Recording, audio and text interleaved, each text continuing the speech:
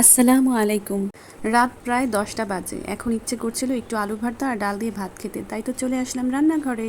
প্রথমে কড়াইতে তেল গরম করে নিলাম। এখন একে একে উপকরণগুলো দিয়ে দিব। শুরুতেই পেঁয়াজ কুচি, রসুন কুচি, তেজপাতা আর শুকনা মরিচটাকে একটু হালকা বাদামি করে ভেজে নেব। কেটে রাখা টমেটোর সাথে সমস্ত গুঁড়ো মশলা দিয়ে ভালো করে কষিয়ে নিলাম। এখন সাথে ধুয়ে রাখা ডালটা দিয়ে আর একটু ভালো করে কষিয়ে নেব।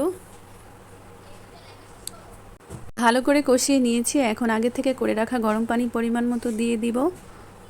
আমি কিন্তু এই ডাল ভুনায় 3 রকমের মরিচ ব্যবহার করেছি, কাঁচা মরিচ, শুকনো মরিচ এবং পরিমাণ মতো গুঁড়ো মরিচ দিয়েছি। ঝালের পরিমাণ খুব বেশি না, কিন্তু 3টা ফ্লেভারের মিশ্রণে ডালটা আরও বেশি সুস্বাদু হবে খেতে। এবং শুকনো মরিচ দেওয়ার ফলে কালারটাও কিন্তু বেশ চমৎকার আসে, দেখেন।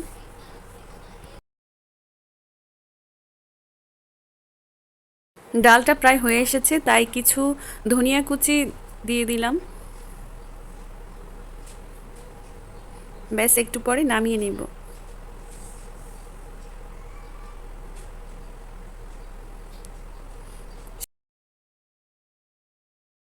এই তো আমার ডাল রান্না প্রায় শেষ। বিশ্বাস করেন, খুব অল্প সময়ের মধ্যেই এই রেসিপিটা করা যায়। আলুর ভর্তা আমি আগেই করে রেখেছিলাম, এখন গরম ভাতের সাথে পরিবেশন করা বাকি। রেসিপিটি কেমন হয়েছে অবশ্যই কমেন্টে জানাবেন। ভালো লাগলে একটি লাইক দিবেন প্লিজ। সবাইকে ধন্যবাদ, ভালো থাকবেন।